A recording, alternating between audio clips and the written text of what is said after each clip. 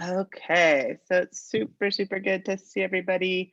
And today, as you know, we have a special guest with us. Is going to be talking about the transformative power of storytelling. So Dr. Mary Hufford, who is with the Livelihoods Knowledge Exchange Network. And we all work together. You've heard previously this term from Betsy Taylor and Simona Perry, all coming from the same organization.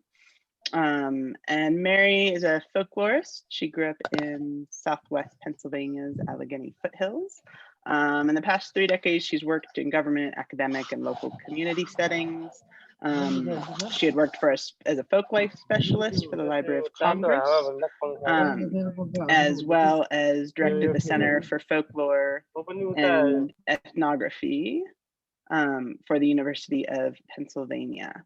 And she has a long history of engaging in work around storytelling and ethnography and folklore. And so just really excited to have her here with us today as we think about some of these methods in the context of social change. And so Mary will be with us for about the first 45 minutes of class today, and then we'll be talking about your interviews and kind of what's coming up next for that. All right. Oh, good to see you, Fabian and Madette. We are just getting started introducing Dr. Mary Hufford. So with that, Mary, I will, good to hear your voice. Hello. And so with that, I will turn it over to Mary. Well, thank you, Julie. Thank you for that lovely introduction.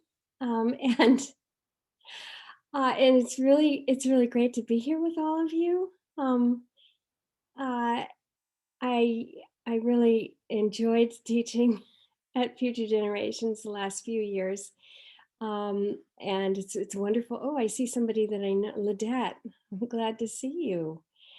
And anyway, so yes, storytelling. Now, storytelling and research.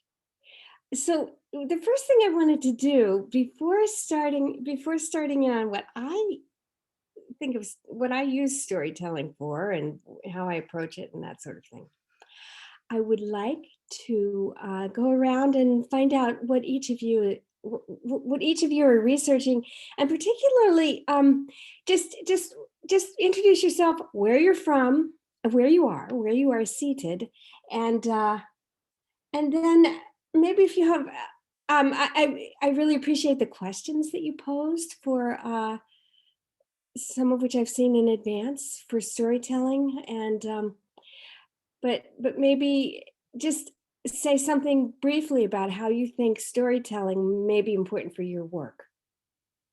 Okay. So I think I'll start with, is it Melchiada? I'm just going around the screen, the way I see you, the way that you appear. Melchiada Manirakiza? There you go. Thank you. Okay, my name is Melchiada Manirakiza. I'm Burundian. I'm in Burundi, and about storytelling. When I undertake social research, I use it as a method. As I post a question, storytelling, two persons can tell story differently, the same story differently, according to the affiliation. Is our problem that we have in Burundi. The origin, the conflict. I would want to know if how we know can know the reality. Thank you. That's wonderful. That's a wonderful question too. Yeah, the ways in which stories are shapeshifters.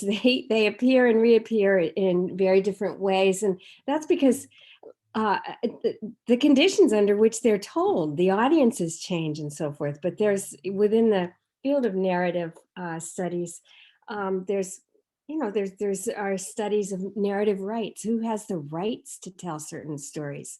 Um, and there are great stories in Irish folklore about a great storyteller hiding in the loft where when he knew another great storyteller was going to be telling a story, so that he could get that story and be able to tell it, and that sort of thing. But there are also the great ethical issues involved in researchers and relationships among the research team and so forth. Team members whose stories, who is entitled to tell the stories that come out of the research, and under what circumstances and so forth. So yes, these are really good questions, and we will be taking this up again. And this question about reality. Stories are the way in which we create our reality. I mean, we shape reality by telling stories that conjure settings in which we can co-inhabit together. And I'll talk about that a little more too. Stories, there is actually a kind of magic that goes on with stories. I know my husband's mother taught children to read for many years. And when she first started out, she had a theory of reading. Here's how you learn, and these are the things that the child needs to master in this order and so forth. And when she was much older, somebody said to her, so what's your theory of how children learn to read? She said, I used to be able to tell you, and now I think it's just magic. So, but there is a kind of a magic that goes on with language, because words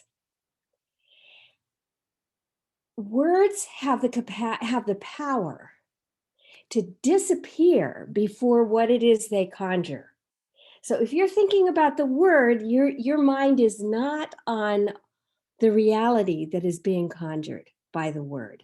It's sort of like the phenomenon of looking into a puddle or an oil slick. You can either look at your reflection or you can look into the depth, but you can't do both at the same time. And that's kind of how it works with stories. Anyway, I'm going to move to Charing Dorji. And please forgive my mispronunciations if I think you pronounce it right. I'm Charing Dorji, yes. I'm Charing Dorji from Bhutan. Okay. And my research topic is actually, I just wanted to find out, because in Bhutan there is a culture where we actually cut down trees to erect prayer flags when somebody dies in the family. And you cut down, the number exactly is 108 trees you cut down, and then you erect prayer flags on those. So I just wanted to find out what are the impacts of that on the environment. So I think about the questions that I just, in one of the readings that I did, there was a question which says, what are the environmental and social conditions that sustain storytelling in our communities? I just wanted to reverse the question and say, how can storytelling culture sustain environmental and social conditions? So that is a beautiful question. And actually it gets at something that I call narrative ecology. And it's the study of systems. I was just thinking about this. I'm a bird watcher. And at this time of year, I especially like to get out. Are you a bird watcher too? Oh yes, I work in the environment, which is, we actually conserve two very special species. And I work in the environment organization, and then our flagship species that we conserve are the white-bellied heron, which is critically endangered species, and also the black-necked crane.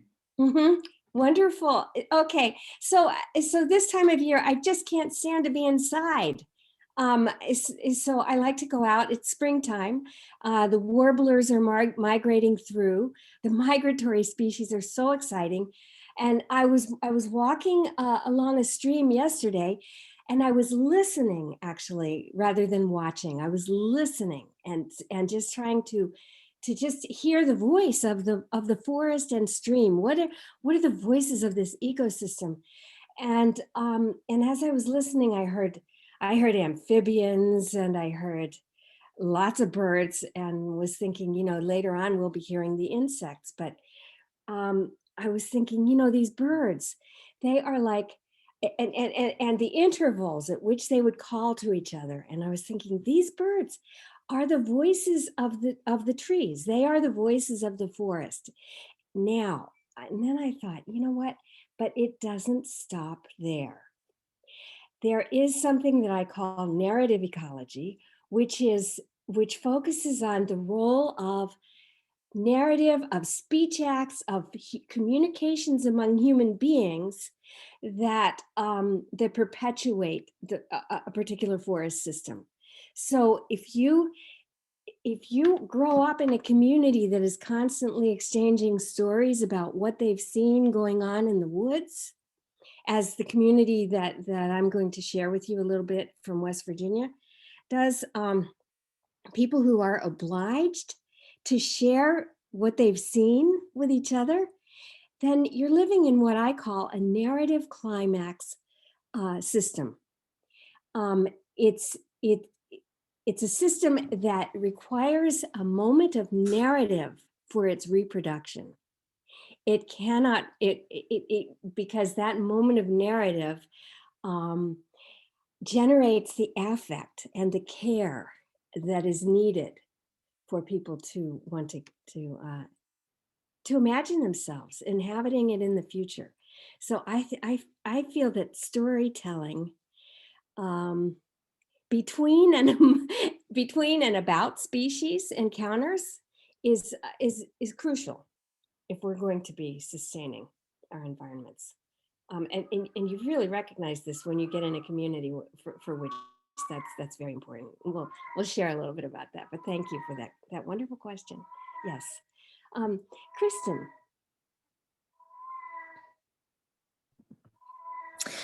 Yeah, so I'm Kristen. I'm actually located down here in Pocahontas County, West Virginia, which is fairly close to university headquarters. Yeah. And in my area, we really have a lot of storytelling that's related to folk music.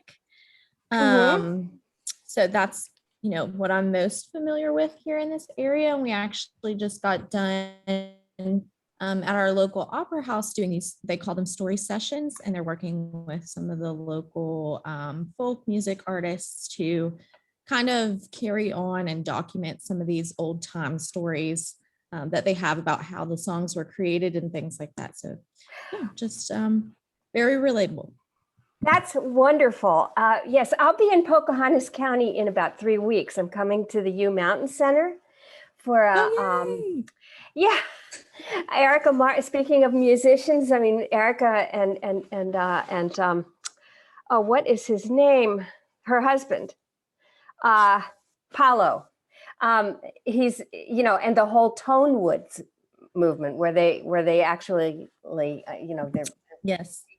So with which you're probably very familiar. Anyway, that's wonderful. And of course, the tradition in music of telling the story. Yes, the narratives about the names of the fiddle tunes and that sort of thing. Again, that's a kind of narrative ecology. It really passes through a moment of narrative, and that keeps it going. It also keeps the community going. It's the history. It's everything. It's phenomenal. Yes, thank you, Robert.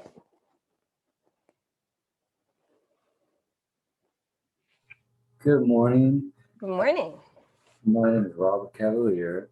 My research question is taking its shape to want to delve into, first, where I'm located. I recently moved from Colorado to Alabama, so I'm in the Birmingham area in Alabaster, just a rural, semi-rural area, and about half an hour, 45 minutes away from Birmingham.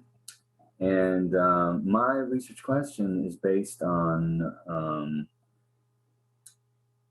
cattle ranching methods and how they could become sustainable, how new method for, say, micro ranching might coexist and maybe even take place or compete perhaps in the community to not rely so much on big corporate ranching. So that's where I'm shaping my research question. That's really wonderful. That's fantastic. I mean, so in the Livelihoods Knowledge Exchange Network, is there like a machine at your end somewhere? Does it have is there a buzzing sound? Or, yes, sounds like something's that happened in the last class too. It might help if you mute yourself. There, okay. Yeah, let me put I think I need to put headphones on. Is what I need. Well, headphones, that would be perfect. Yes, that's what I do because we have a dog that's very. Well, actually, they're right. Once half. I'm very excited about what you just told me because the Birmingham, the area of Alabama that you're in, unless I'm mistaken, isn't it part of the kind of like Appalachian Plateau region where you've got the mixed mesophytic forest extends into that area, and this whole Lichen is doing we're doing an sharing successes in agroforestry project, and so one of the forestry practices that we're looking into and hoping to encourage is silvopasture. So which is something that they did throughout the region traditionally for generations, and so that you keep the forest intact, and you've got this marvelous mast that's produced that livestock love. In fact, there are one of our people. In fact, that's what I'm going to Pocahontas County for. It's a forest farming workshop. You might want to go. Yes, I'm pretty new. I'm pretty new here, so I really appreciate the insights. And one of the great advantages about being new somewhere is that everybody wants to share a bit of their story and story of, like, I've run into. Well, I'll tell you a story about Bastard. And I was just talking to a lady who's 83 years old. She's beautiful, and she was telling a story. And another neighbor's like, "Well, I'd never heard that story, and I didn't know that about this place." And it's just amazing. To me, narrative and the subject is intricately involved with who I am. I write, and I have experienced transformative power of storytelling. And I'd like to know later on in the discussion, the healing power nowadays of Absolutely. You are onto it. Yes. Yeah. And that's a lovely point that you've just hit on that I will touch on later. The use of stories. Stories are actually, they're like, I call them tiny, place name etymologies particularly are tiny initiatory rites. They initiate people into the community, into the land community, and they help you to inhabit it. There's no other way to inhabit. There's no other way to collectively inhabit except through sharing narrative. It's impossible. You can't do it. Try. Anyway. Thank you. You're welcome. That's fabulous. And I really hope maybe we can talk silvopasturing sometime. I'm writing it down. Okay. Yeah. All right. Okay, Fabienne.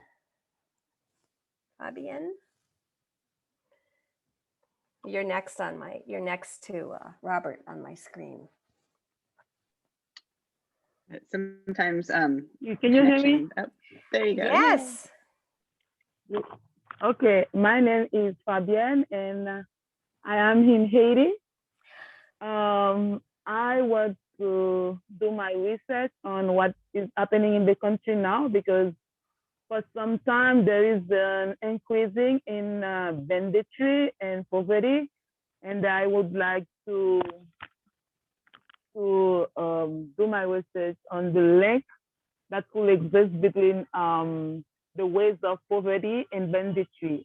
And my question is linked to because my country has a very painful past, but a beautiful story. And I can see that each and every storyteller change it in the way that is better for them. And I, I, I can see that the story is like overlooked. And with that, I asked the question to know if what is happening with the young people now is not because of the missing piece of the story. They have like lose their identity, or they do, or the landmark. Right. Okay. Wow. Yeah, and I'm thinking, in Haiti's got some very interesting things going on in terms of forest restoration and regeneration, and the whole that link between poverty. Now, you use the term, is it banditry? You mean like, I'm not quite sure. Like criminality, violence. Okay. Yeah. Yes, that is the topic for the past 6 months. Yeah. So storytelling would actually could be a really, really valuable way to approach that. I mean, even in this community that on Coal River, yes, that there are. It's not all impoverished, and sometimes poverty in the Appalachian region it's construed as impoverished because we just think of the monetized economy as the measurement, and so that the other ways in which people have of providing household provisioning and all that sort of thing don't get counted. So it becomes very complex. But there are great stories told about, well, the Robin Hood kind of thing. Robin Hood complicates that whole connection between banditry and poverty. It can so anyway, it's there are a lot of things that you could probably get at through stories that get at what it is that people value about their place, and what they're trying to protect and preserve. Wow, no, that's beautiful. That's a beautiful, beautiful topic. And thank you for telling us, sharing that. Amar? Yeah. I would love to go to Haiti. I have to tell you, I would love to go to Haiti. I came across a Creole, a Haitian, a French Creole dictionary from Haiti. And I thought, oh, I wish I could learn this. Namaste. Yes, namaste. I'm Omar. I'm Nepal, and I live in Karnali province. It is one of the remote province in Nepal, and Karnali province is located in hilly area.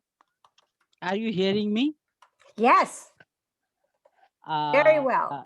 Yeah, in hilly area, and we are working with the rural community. It is based in the mountain and in between mountain and hilly area, and we are running a governance community governance program in the area, and the situation in the community seems the participation between male and female is very discriminative, and very low participation of female in any kinds of programming, public intervention, and public concern issues. So my key question is, why is there low participation of rural community women in the local government planning process and community level programming? And actually, I want to find out two things under this research. One is the a root cause of low participation of women in a local government planning process, and then what kind of strategies should be applied for the strengthening their participation towards the government planning and programming. That's a really good, that's a good focus, low participation. And it is a problem. I mean, that's kind of, in my experience, just about everywhere. I mean, and of course there was anthropologist Margaret Mead said, never doubt that a small group of community organizers can change the world, and it's the only thing that ever has. At the same time, you always want to be expanding participation and engaging a lot more of it. And I know, in attending meetings, I've attended, as has Julie, just so many, community organizing and planning meetings over the years. And I just remember very early on being struck at how everything livened up when people started telling stories. And that really was the discourse of planning for the community. So that there's kind of just such a contrast between the planning process that the government might initiate and the sorts of planning that proceed through deliberation that happens through storytelling at these meetings. People would get up and tell stories. Yeah. And I just wonder if people, I don't pretend to have a solution, but the difference between there's what sort of a platform is provided. And so anyway, it will be interesting to see how stories play a part in what you are investigating. Anyway, thank you. Thank you. Gunjan. Hello, Professor. My name is Gunjan and I'm from India. So during my when I was learning mental health course, we had exposure to some different therapies, in which one of the therapy was art-based therapy. And I mean, in that we had one portion. What kind of therapy did you say? Art-based therapy. Archivist? Art, yeah. No, ART, art. Yeah, art-based. Art-based, I'm so sorry. Thank you very much. I have to tune my ear. Okay. Right.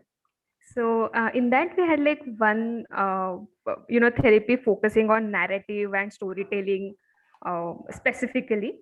So, I mean, in that context, I knew I had exposure to storytelling for therapies for the individual therapies, but then this concept of research and storytelling was really new for me, and I'm looking forward to more to learn more about it. So yeah, that's great. Yeah, I love that art-based therapy. Yeah, I mean, and what can the production of art do to change the narrative, particularly in trauma influenced communities and so forth. In fact, there's in the field of folklore, which is what I participate in, there is this effort to actually get a fellow named Carl Lindahl did this work in New Orleans. Well, it wasn't in New Orleans, it was in Houston, Texas, with let's say refugees from the hurricanes, Katrina, Rita, and Katrina. But what they did, rather than go in and collect their narratives as researchers, they facilitated. They produced the conditions for community members just to get together and record each other's stories. And when you consider storytelling to be a kind of an art, what they were doing was ultimately what I call reworlding. They were reworlding because their world had been just totally torn apart. And so the storytelling just was a way of regenerating. And I've seen this happen, this work in my work with Liberian refugees in the Philadelphia area. It's an amazing, it was just amazing. This austere little room that the elders met in week after week to study for their citizenship tests. After their studies, they would just tell stories. And the stories they told, through the stories they told, Africa just poured into the room. It was stories about so many things, but you could just feel yourself in the presence of all those things that people were missing. So yeah, that's a kind of a therapeutic effect when people can just, the people who made those worlds together have a chance to get back together and reworld, connecting it with their new circumstance. So I love, so then art-based therapy. So what is it that people will generate? It's generating out of themselves. That's beautiful. Thank you. And all right, Jun Choi. Yeah, hello, I'm Jun. I'm Korean. Okay. The proposed topic, I'm very interested in sustainable agriculture. So I want to understand the community, the agriculture situation, and their perspective of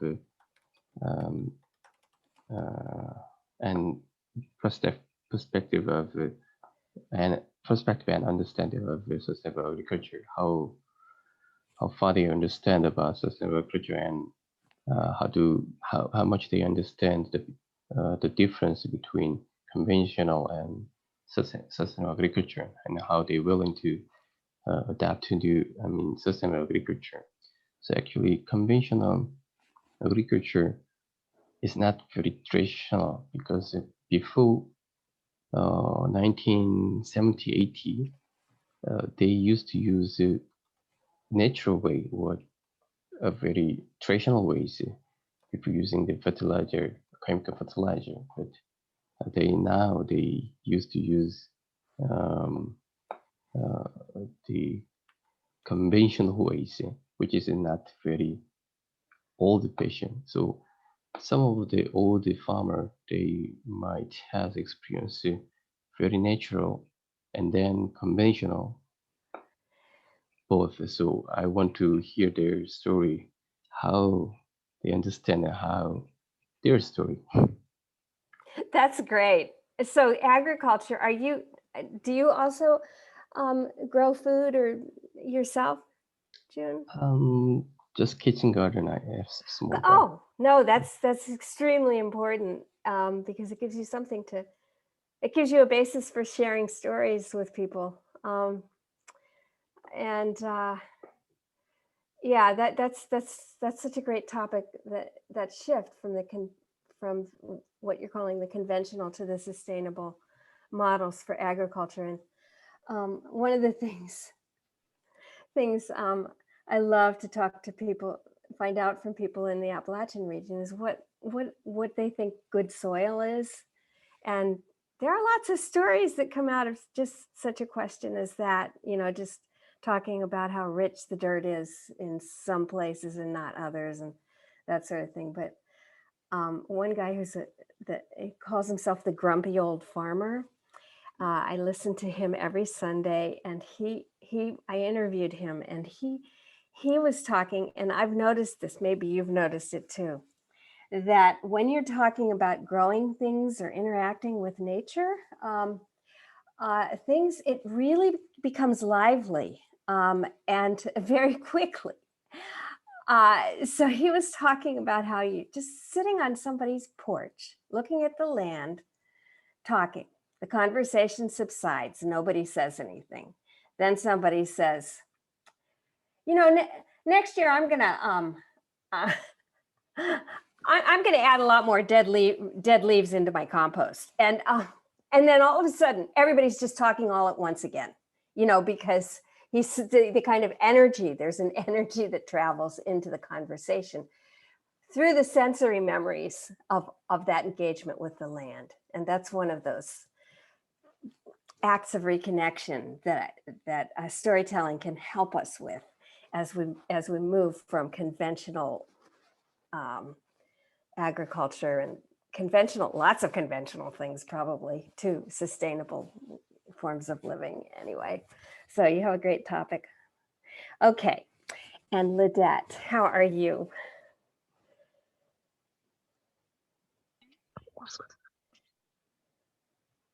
Hi. Hi. How are you? Good to see you. Good to see you. So my research question is on the impact of COVID on the younger age group of scouting, how it has affected them not being able to participate in any of the activities since COVID has hit.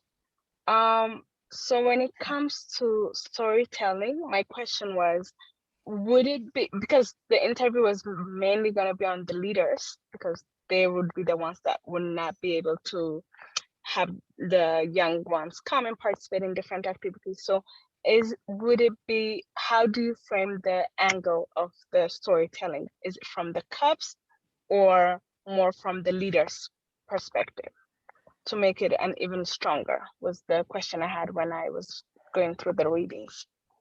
That's a great question, because right, there are some stories that are would be shared among children, and some that would be shared among adults, and some that would be appropriate for adults to tell to children, and all of these are really good questions. So yeah, I think you'd want to be able to get examples of all of those. And you can, and to convene, then to convene a focus group reflecting on the differences and maybe on how that relates to COVID. But yeah, children go through different kinds of narrative. I mean, certain kinds of jokes, you know, certain kinds of legends, certain kinds of, you know, by the time they're teenagers, well, you know, the really scary stories that kids tell when they're young. And then when they're teenagers, they want to go off on what we call legend trips. They want to go to the place where the haunting occurred, and all of that sort of thing. People pass through these sorts of things, and by the time people get to be old, the memories come, and you want to give them form, you know, for people to, as your love letter to people coming on after you. Anyway, all of these things, yeah. So age and those narratives. That's a wonderful topic. I love that. It doesn't make it any easier for you, I don't think, but that's great. So, well, thank you all for sharing your research. I'm just gonna, Julie, how much time do we have? We don't have about 10 minutes. Okay. So here's what. So I've gotten to tell you some of the things that I had in mind before. I'll share some images here. Let me get in here to show you a little bit about the area that I've been working in. And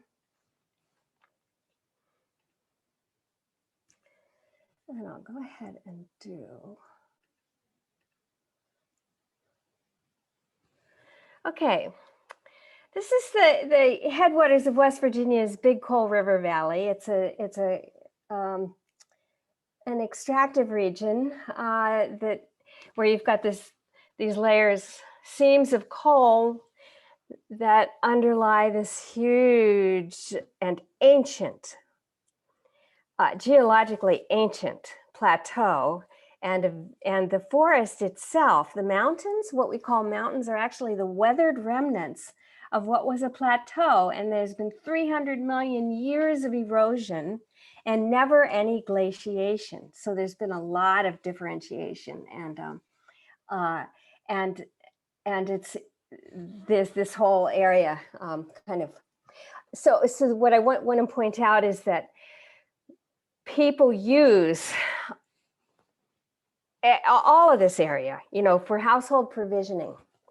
They've traditionally used it, and so there's a lot of talk. Like the life is kind of concentrated around the creeks and the rivers, but up above them are all of the things, most of the things that people would need for living. So I was just amazed when I realized that every single one of these little wrinkles, these little lines, has got a name and is known locally, and that people can be sitting down here in a little cafe, little coffee shop, talking about stuff that they saw up there in Board Hollow or Sycamore Hollow or whatever. Well, no, and wait, I didn't mean to do that yet. I gotta get back to that. Here we go. And everybody would know what they were talking about. Everybody knew where they were talking about. So, all right. So one of the things that becomes very important in such a community, this is a land community, a community that is actually, like Aldo Leopold, really a great American conservationist, talked about what he called the land community, the community of land and people. He said, if we treated land as a member of the community, then we wouldn't abuse it the way that we do. So I've often thought, well, what does it mean that land could be a member of the community? How do people talk about the land to suggest that it actually is a member of the community? And I got lots and lots of answers to that question working on Coal River. So people would say things like, you know, if you cut timber, 18 inches is the limit right now. You're not supposed to cut it if it's smaller than that. They're talking about taking it down to 12 inches. I seriously think that's robbing the land.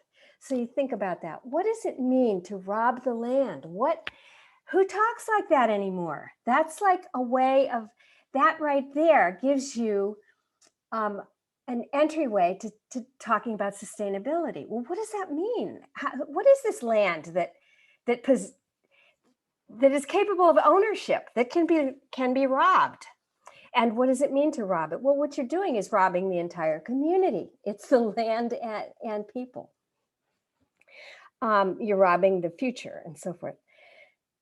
So, so I became very alert to just all the ways in which people had of talking about the land, because what they're really talking about is their own connective tissue. What is it that holds us together? So in some of these places, like here, I'll move here. So the little coffee shop I mentioned, somebody might say to somebody, hey, do you know where Jack and Buzz Williams come from? And old Joe Jarrell, who knows where everyone came from, will say, well, I don't know where Williams came from, but I know where their grandma came from, because she was my grandpa's sister. Her name was Pliny. I've got a hollow up there that's named for her, Pline's Hollow. So what he's done there is weave together the past generations. He's woven himself together with this person he's talking to, i.e. we're both related. He's woven the land into the community of people and vice versa. And it's just a tiny little place name etymology, and it is a rite of initiation. He just deepened the relationship of his co-conversationalist to the land. So I participated in those kinds of rites of initiation. I was being initiated as well. What does that mean? I can't, if you participate in storytelling with the community, then they are investing in you, and you are becoming invested in that place. It comes to exercise a claim on you. Places actually come to, you talk about robbing the land and place being capable of possession. Places possess people, but they can only come to possess people when people can inhabit them together through storytelling. Okay, and so that's like a little speech act, and the architectonics of every speech act are just as complicated. So being aware of those. Okay, so then, and this can apply to things like, all right, so then we go to the next one. Bill Dickens beans. One evening I walked in on May Bongalis, an elderly woman who had been saving her beans so she could string them and we could get pictures of her. And there's a tradition of preserving your beans by stringing them up to dry, and they're called leather breeches or shucky beans. And I said to her, well, May, what kind of beans are those? And she said, well, they're striped cornfield beans, but most people call them a Bill Dickens bean. He was the first man ever raised any around here, so they called him Bill Dickens beans. Okay, I said, well, all right, who was Bill Dickens? She said, well, there's a Bill Dickens over at church. It was his great-grandfather. So she doesn't just say he's a guy that lived up on Peachtree Creek during the Civil War. She says there's a guy over at church. It was his great-grandfather. She's just making connections, connecting. And she said it was his great-grandfather, a guy who lived during the Civil War, and the beans are still named for him. All right. She said, I said to this young Bill Dickens over at the church, I like them Bill Dickens beans. He said, what? I said, don't tell me you ain't heard of them. Why, no, he says I ain't. I bet you ate you many a mess of them, I told him. Okay, so then she constructs, and she is a masterful storyteller. She constructs a parallel in this story between me and that young Bill Dickens. Neither of us knew what Bill Dickens' beans were, but she knew. And she identifies both of us as apprentices to her, learning about what it means to live, to inhabit knowingly on Coal River. So you can pause for a moment to think about this. Here she is stringing beans together. And just stop and think for a minute about our language for stories. We might call it a text. We call it a text, and then we look for the context, what comes with the text. And then we think about its relationship to textile. Okay, there's a kind of weaving going on, or fabrication.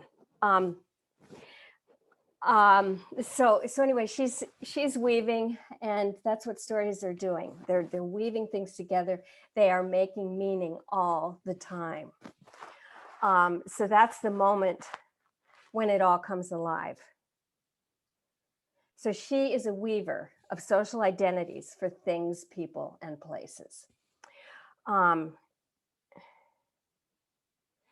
Okay. Now, here's what I wanted to. I want to just get to this here. Okay, so in an anthropologist named Keith Basso has written wonderfully about place names among Native Americans, and he studied it among the Apache, and learned, that these stories and how they are used in the community. So I've just showed you something about initiation, but you have within communities theories about storytelling. What are stories for? What are particular kinds of stories for? And all these different kinds of stories. When is it appropriate and who can tell them and all that sort of thing. Okay, so a young woman said to somebody told Basso, well, stories are like arrows. They can prick your conscience when you're falling off the path and get you back on there. And a young woman said to him, stories make you replace yourself. Well, on Coal River, the version of that has to do with like, they can make you replace yourself under other circumstances. Let's see, how do I want to do this? Okay, so I just give you one more example here. I learned that on Coal River, there's a kind of story that is called a lie. So these are exaggerations, tall tales, and they're basically told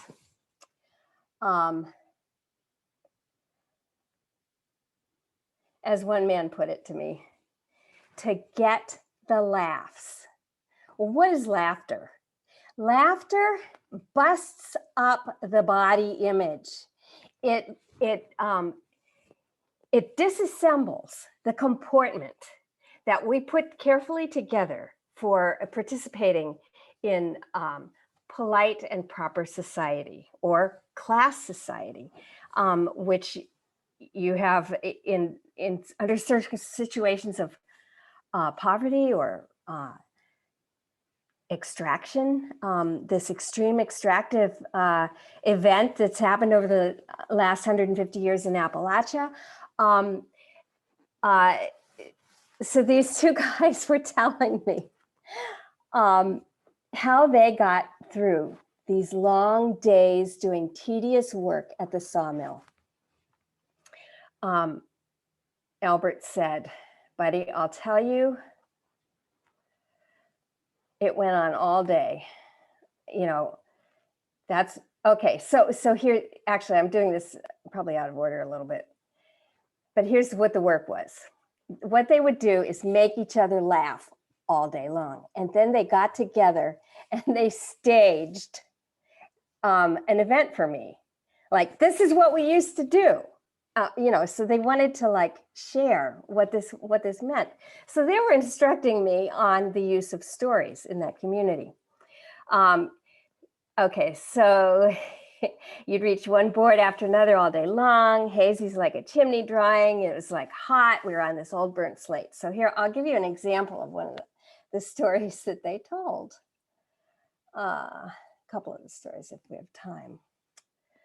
Okay, so here you go, and it's written here so that you can follow it.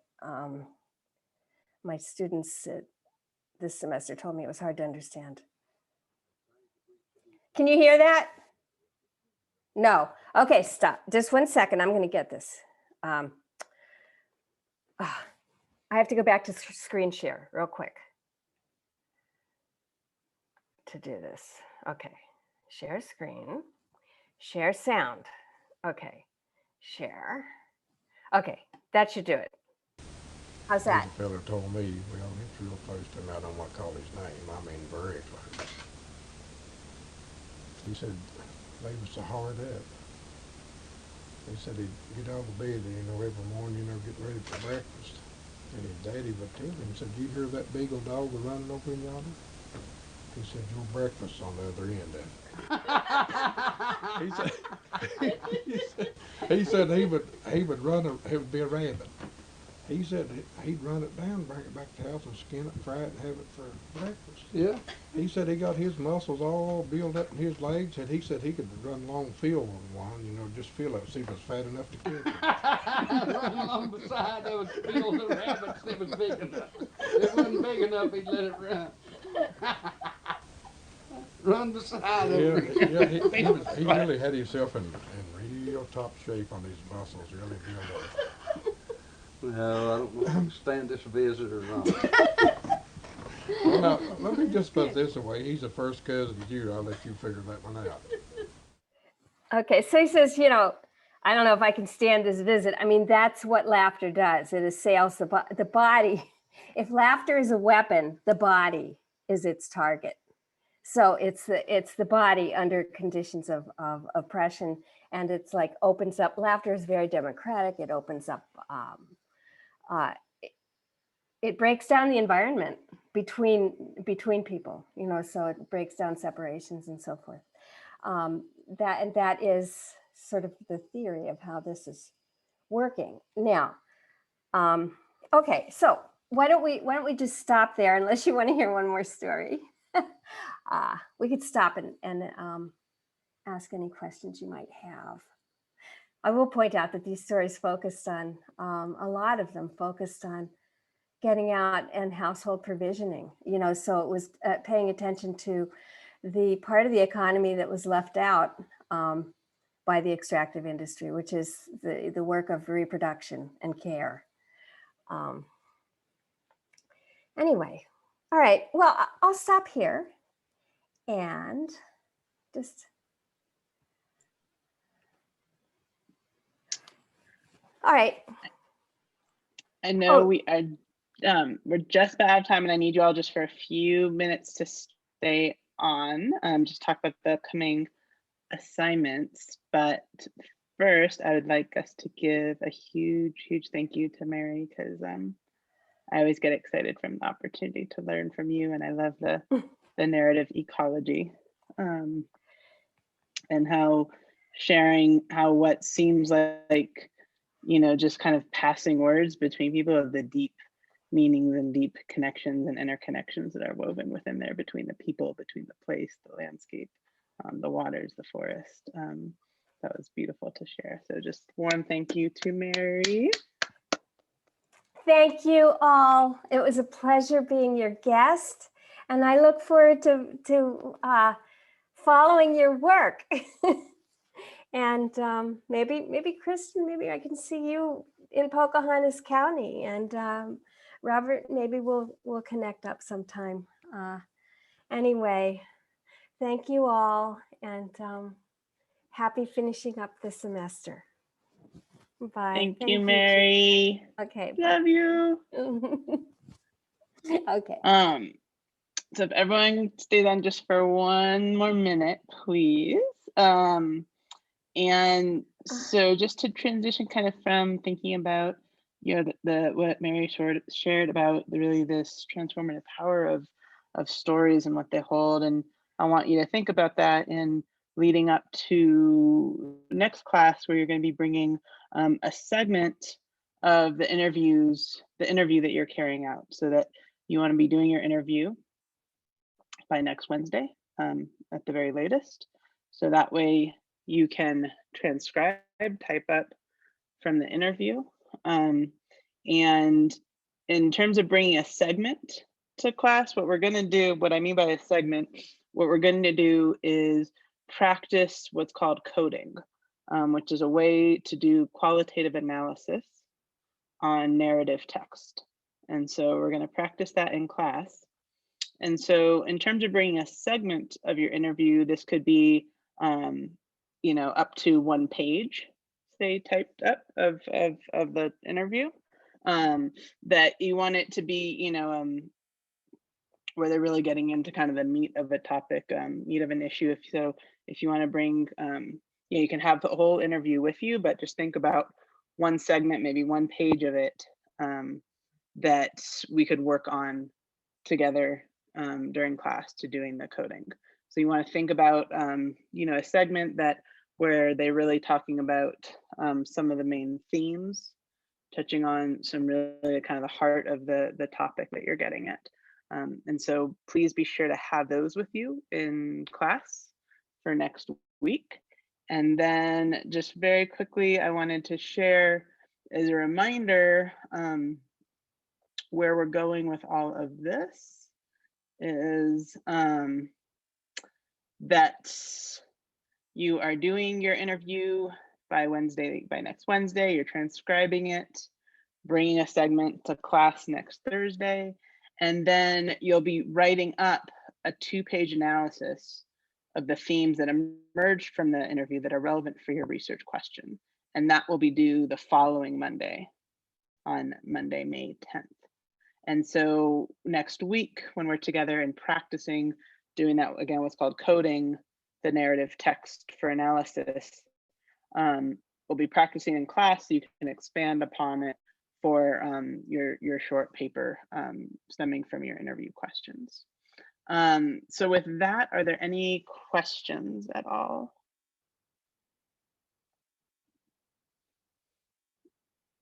Okay, so everyone's set on what we're doing for next week?